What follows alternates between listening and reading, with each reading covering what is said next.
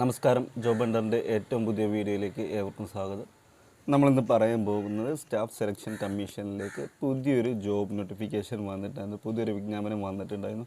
ഏകദേശം plus two യോഗ്യതയിലെ ആളുകൾക്ക് 3270 ഒഴിവുകളാണ് LDC എന്ന പോസ്റ്റിലേക്ക് റിപ്പോർട്ട് ചെയ്തിട്ടുള്ളത്. അപ്പോൾ നമ്മളതിൻ്റെ വിശദ വിവരങ്ങൾ എന്തൊക്കെയെന്ന് നോക്കാം. അതിനു മുമ്പ് നിങ്ങൾ ഈ ചാനൽ ആദ്യമായിട്ടാണ് കാണുന്നതെങ്കിൽ ചാനൽ ഒന്ന് സബ്സ്ക്രൈബ് ചെയ്യുക, കൂടെയുള്ള ബെൽ ബട്ടൺ കൂടി എനേബിൾ ചെയ്യുക.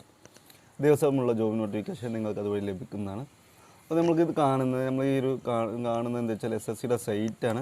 അപ്പോൾ ഇതിലേക്ക് ലോഗ് ഇൻ ടു രജിസ്റ്റർ എന്നുണ്ട്. അപ്പോൾ നിങ്ങൾ ആദ്യമായിട്ടാണ് ഇതിലേക്ക് കയറുന്നത് അല്ലെങ്കിൽ ജോലിക്ക് അപ്ലൈ ചെയ്യുന്നതെങ്കിൽ നിങ്ങൾ അതിലേക്ക് മസ്റ്റായിട്ടും ലോഗിൻ ചെയ്യണം, രജിസ്റ്റർ ചെയ്യണം. അപ്പോൾ നിങ്ങൾ പ്ലസ് ടു യോഗ്യതയുള്ള certificate, ID card, Aadhaar card എന്നിവ വെച്ച് നിങ്ങളുടെ ഒപ്പ്, ഫോട്ടോ വെച്ച് നിങ്ങളൊരു 1 ടൈം രജിസ്ട്രേഷൻ ഇതിൽ ചെയ്യണം.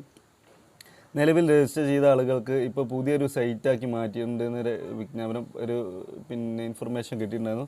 അപ്പോൾ പഴയ യൂസർ നെയിമും പാസ്വേഡും വെച്ച് ഇനി ലോഗിൻ ചെയ്യാൻ പറ്റില്ല എന്ന് പറയുന്നുണ്ട്. അപ്പോൾ എല്ലാവരും പുതുതായി രജിസ്റ്റർ ചെയ്തിട്ട് തന്നെ അപ്ലൈ ചെയ്യണം എന്ന് അറിയിച്ചിട്ടുണ്ട്.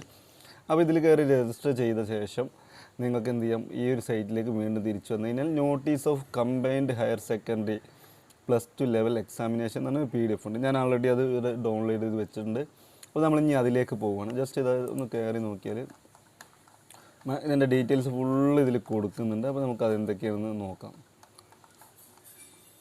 ഇങ്ങനെയാണ് വരിക. അത് last date and time receipt of online application എന്ന് പറയുന്നത് 7/5/2024 മെയ് മാസം 7-ാം തീയതി വരെ നിങ്ങൾക്ക് ഇതിൽ ഓൺലൈൻ അപ്ലൈ ചെയ്യാം. പിന്നെ എന്തെങ്കിലും പ്രശ്നങ്ങൾ തിരുത്തണമെങ്കിൽ 10/5/2024 വരെ തിരുത്താൻ പറ്റും. പിന്നെ ഇതിൽ പറയുന്നത് scheduled of tier 1, tier 1, tier 2 examination ഇതിലുണ്ടായിരിക്കുക. നമ്മൾ ഒരു PSCയുടെ പോലെ പ്രിലിംസ്, മെയിൻസ് വന്ന പോലെയാണ് ഇതിൽ പറയുക. അപ്പോൾ ഇതിന് 2 തരം എക്സാം ഉണ്ട്. ഒന്ന് വരുന്നത് ടയർ 1 എക്സാമാണ്, പിന്നെ computer based examination. Tier 2 computer ബേസ്ഡാണ്. സിലബസിലേക്കൊക്കെ നമുക്ക് കടക്കണം എന്തായാലും. അപ്പോൾ ഇത്രയും കാര്യങ്ങളാണ് ഇതിൽ നോക്കാനുള്ളത്. ലാസ്റ്റ് ഡേറ്റാണ് നോക്കാനുള്ളത്. നമുക്ക് ഇന്ന് മുതൽ തന്നെ നിങ്ങൾക്ക് അപ്ലൈ തുടങ്ങാം. പിന്നെ ഇതിൻ്റെ പേ സ്കെയിൽ എന്ന് പറയുന്നുണ്ട്. ലോവർ ഡിവിഷൻ ക്ലർക്കിൻ്റെ ജൂനിയർ സെക്രട്ടേറിയറ്റ് അസിസ്റ്റൻ്റ് എന്നുള്ളൊരു പോസ്റ്റാണിത്. 19,900 മുതൽ 63,200 വരെ സാലറി ലഭിക്കുന്നതാണ്. പിന്നെ ഡാറ്റ എൻട്രി ഓപ്പറേറ്ററിൻ്റെ പോസ്റ്റും ഡാറ്റ എൻട്രി ഓപ്പറേറ്റർ ഗ്രേഡ് 1 എന്നുള്ള പോസ്റ്റാണ് നിലവിൽ വന്നിട്ടുള്ളത്. വേക്കൻസീസ് 3,712 വേക്കൻസികളുണ്ട്. നമുക്ക് കേരളത്തിലും ഇതിൻ്റെ എഴുതാൻ പറ്റും. കേരളത്തിലേക്ക് നമുക്കിതിൽ പരീക്ഷ എഴുതാൻ പറ്റും. പിന്നെ റിസർവേഷനാണ്. പിന്നെ പറയുന്നത് റിസർവേഷന് അറിയാലോ, പിന്നെ നിയമാനുസൃതമായിട്ടുള്ള SLV, അതായത് SC STക്ക് 5 വർഷവും, അതുപോലെ PWD അല്ലെങ്കിൽ അങ്ങനെയുള്ള 10 വർഷം, OBC 3 വർഷം, പിന്നെ എക്സ് സർവീസൻ 3 വർഷം, ഇങ്ങനെയുള്ള വയസ്സളവ് ലഭിക്കുന്നത്. പിന്നെ സെൻട്രൽ ഗവൺമെൻറ് സ്റ്റാഫുകൾ ആരെങ്കിലും ഉണ്ടെങ്കിൽ മാറാൻ താല്പര്യമില്ല, 40 വയസ്സ് വരെയൊക്കെ വയസ്സളവ് ഇതിൽ കാണിച്ചിട്ടുണ്ട്.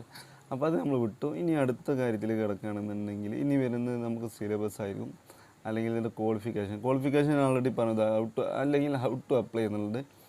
പിന്നെ all the candidates who wish to apply response to this notice and have not generate their 1 time registration. അപ്പോൾ ഞാൻ ആദ്യം പറഞ്ഞു 1 ടൈം രജിസ്ട്രേഷൻ വേണം എന്നുള്ള കാര്യം പറഞ്ഞു.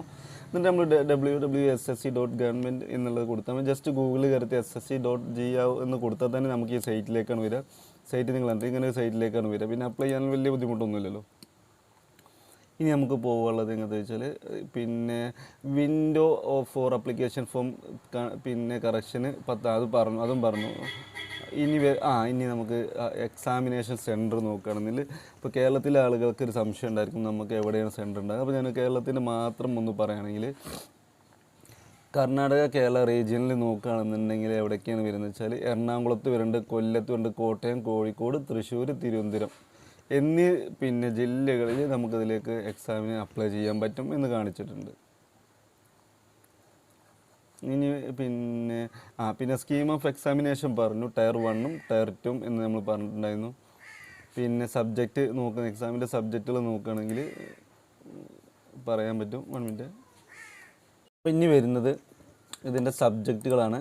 അപ്പോൾ നമ്മൾ നോക്കുകയാണെന്നുണ്ടെങ്കിൽ, പിന്നെ ടയർ 1ലേക്കുള്ള പിന്നെ സിലബസ് എങ്ങനെ വെച്ചാൽ, ഇംഗ്ലീഷ് ലാംഗ്വേജ് ബേസിക് നോളജ് നോക്കണം. പിന്നെ നമ്പർ ഓഫ് ക്വസ്റ്റ്യൻ 25, 50 മാർക്കിനാണ് വരുന്നത്. പിന്നെ ജനറൽ ഇൻ്റലിജൻസ് വരുന്നുണ്ട്, ക്വാണ്ടിറ്റേറ്റീവ് ആപ്റ്റിറ്റ്യൂഡ് വരുന്നുണ്ട്, ബേസിക് അരിത്മാറ്റിക് സ്കില്ലാന്ന് പറയുന്നത്.